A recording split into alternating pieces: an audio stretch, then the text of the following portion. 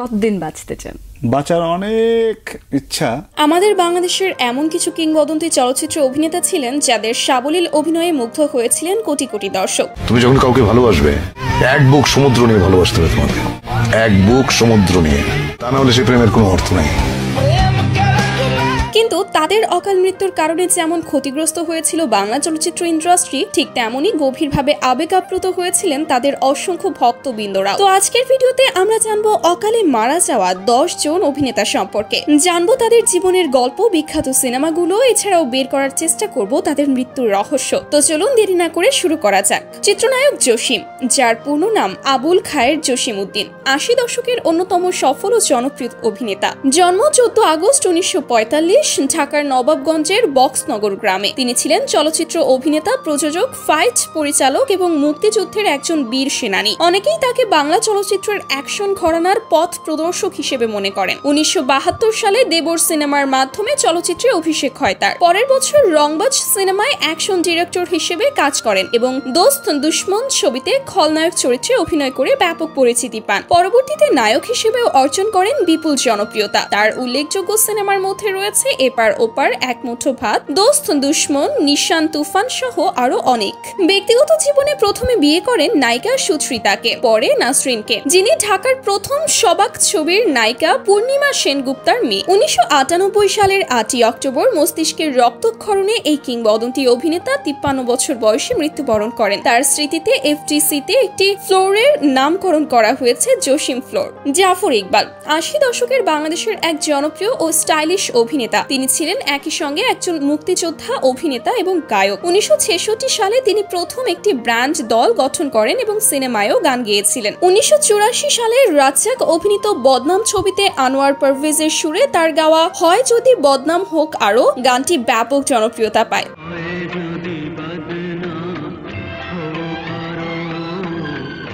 মুক্তিযুদ্ধ চলাকালীন তিনি স্বেচ্ছায় যুদ্ধে অংশগ্রহণ করেন। তার প্রথম চলচ্চিত্র আপন পর, এ অভিনয়ের মাধ্যমে তিনি দর্শকের হৃদয়ে জায়গা করে নেন। ববি তার সঙ্গে তার জুটি ছিল অত্যন্ত জনপ্রিয়। একসাথে তারা প্রায় 30টি সিনেমায় অভিনয় করেন। পরবর্তীতে পারিবারিক সমস্যার কারণে তিনি মাদকাসক্ত হয়ে পড়েন। ক্যান্সার, হৃদরোগ ও কিডনি জটিলতায় ভুগে 1992 সালের 8 জানুয়ারি 7 বছর বয়সে এই প্রতিভাবান অভিনেতা মৃত্যুবরণ করেন। চিত্রনায়ক মান্না, যার আসল নাম সৈয়দ মোহাম্মদ আসলাম তালুকদার, জন্ম 14 এপ্রিল 1964 টাঙ্গাইলের কালীহাতিতে। চলচ্চিত্রে প্রায় 24 বছরের ক্যারিয়ারে তিনি অভিনয় করেছেন 3 শতাধিক সিনেমায়। তার অভিনীত আম্মাজান বাংলাদেশের অন্যতম ব্যবসা সফল ও জনপ্রিয় চলচ্চিত্র। বীর সৈনিক সিনেমার জন্য জাতীয় চলচ্চিত্র পুরস্কার এবং আম্মাজানের জন্য মেরিল প্রথম আলো পুরস্কারে শ্রেষ্ঠ অভিনেতার সম্মান পান তিনি। 1985 সালে কাজী হায়াত পরিচালিত পাগলি সিনেমার মাধ্যমে চলচ্চিত্রের যাত্রা শুরু হলেও তার প্রথম মুক্তিপ্রাপ্ত ছবি ছিল তওবা। তার উল্লেখযোগ্য সিনেমার মধ্যে রয়েছে কাশেম মালার প্রেম,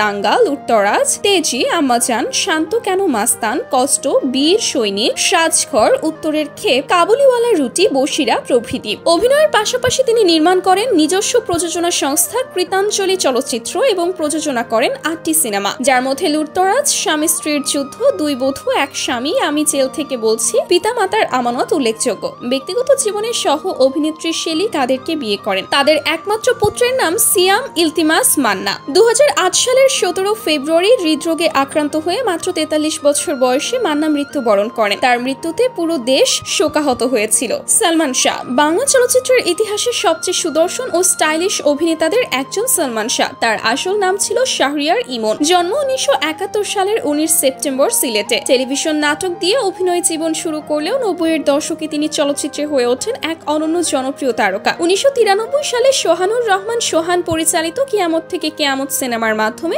বড় পর্দায় অভিষেক ঘটে তার। একই ছবিতে নায়িকা মৌসুমী ও গায়ক আগুনেরও অভিষেক হয়। মাত্র 3.5 বছরের ক্যারিয়ারে তিনি অভিনয় করেন 27টি চলচ্চিত্রে, যার বেশিরভাগই ছিল ব্যবসা সফল। বিক্ষোভ, সুজন সখী, কন্যাদান, স্বপ্নের ঠিকানা, মায়ের অধিকার, সত্যের মৃত্যু নেই, আনন্দ অশ্রুষ, এসব সিনেমা তাকে পরিণত করে 90-এর দশকের আইকনে। বর্তমান প্রজন্মের যেসব স্টাইল এখনো জনপ্রিয়, সালমান শাহ করেছিলেন তা 3 দশক আগেই। কিন্তু খ্যাতির শীর্ষে থাকাকালীন 1996 সালের 6 সেপ্টেম্বর তিনি রহস্যজনকভাবে মৃত্যুবরণ করেন। প্রথমে একে আত্মহত্যা বলা হলেও পরে তার মৃত্যুকে ঘিরে নানা বিতর্ক ও হত্যার অভিযোগ সামনে আসে। জানা যায় তার স্ত্রী এবং তার বন্ধু ডন সহ আরো কয়েকজন মিলে সালমান শাহকে হত্যা করেছে। তো আপনারা কে কে তার হত্যার সঠিক বিচার চান তারা কমেন্টে অবশ্যই কমেন্ট করুন। তারপর রয়েছে সোহেল চৌধুরী। 80 ও 90 দশকের জনপ্রিয় একজন চলচ্চিত্র অভিনেতা সোহেল চৌধুরী। জন্ম 1963 সালের 19 অক্টোবর ঢাকার বনানীতে। 1984 সালের নতুন মুখের সন্ধান প্রতিযোগিতার মাধ্যমে তিনি চলচ্চিত্রে প্রবেশ করেন এবং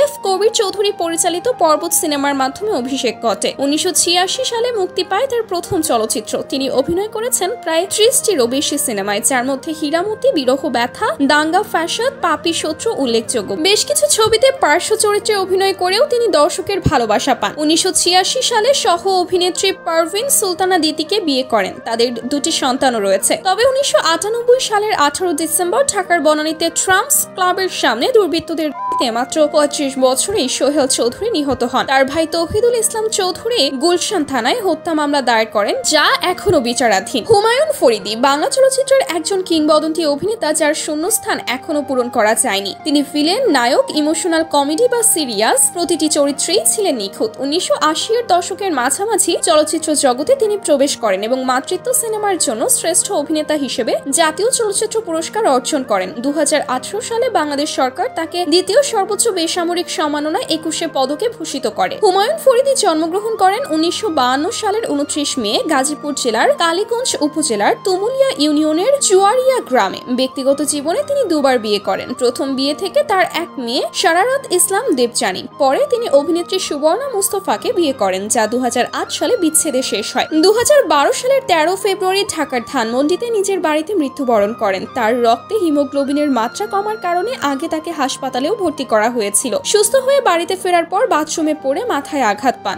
যা মৃত্যুর কারণ হয়ে দাঁড়ায়। রাজীব, যার আসল নাম ওয়াসিমুল বাড়ি রাজীব, নায়ক হওয়ার স্বপ্ন নিয়ে চলচ্চিত্রে প্রবেশ করলেও তিনি পরিণত হন ঢাকাই সিনেমার ইতিহাসের অন্যতম ভিলেন হিসেবে। তার তীক্ষ্ণ দৃষ্টি, গভীর কণ্ঠ এবং ভয়ঙ্কর সংলাপ দর্শকদের গায়ে কাটা দেয়। তিনি খলনায়ক হিসেবে অভিনয় করেছেন বাংলাদেশের অসংখ্য অভিনেতার অসংখ্য সিনেমায়, কিন্তু বাস্তব জীবনে রাজীব ছিলেন অত্যন্ত বিনয়ী, সৎ এবং একজন ভালো মানুষ। জীবনের শেষ প্রহরে তিনি ক্যান্সারে আক্রান্ত হয়ে 2004 সালের 14 নভেম্বর মৃত্যুবরণ করেন। তার মৃত্যুতে বাংলাদেশ চলচ্চিত্র এক অনন্য প্রতিভা হারায়। এরপরই থাকছে ঢাকায় চলচ্চিত্রের কৌতুক অভিনেতা দিলদার। বাংলা চলচ্চিত্রের অন্যতম কৌতুক অভিনেতা দিলদার। তিনি চাঁদপুর জেলার সদর উপজেলার শাহতলী গ্রামে জন্মগ্রহণ করেন। কৌতুক অভিনেতা হিসেবেই তার পরিচিতি ছিল। দিলদার চলচ্চিত্র জগতে প্রবেশ করেন 1972 সালে। তার মুক্তিপ্রাপ্ত প্রথম চলচ্চিত্র কেন এমন হয়, এই ছবির মাধ্যমে তার অভিনয়ে অভিষেক। ধীরে ধীরে অপ্রতিদ্বন্দ্বী কৌতুক অভিনেতার আসন দখল করে নেন তিনি। দিলদারের জনপ্রিয়তা এতটাই তুঙ্গে ছিল যে তাকে নায়ক করেই নির্মাণ করা হয়েছিল আব্দুল্লাহ নামে এক চলচ্চিত্র।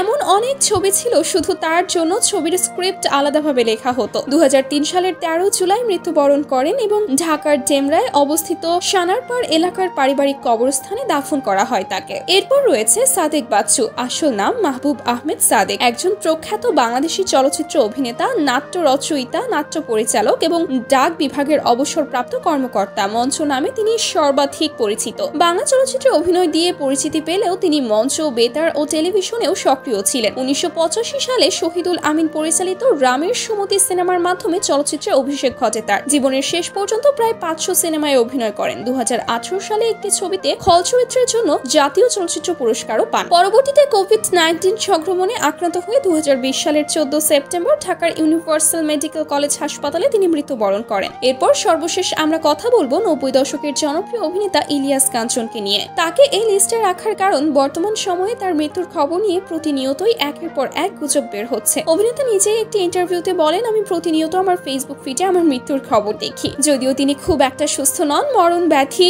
ব্রেন টিউমারে আক্রান্ত তিনি। আমরা সবাই তার জন্য দোয়া করব তিনি যেন খুব দ্রুত সুস্থ হয়ে যান।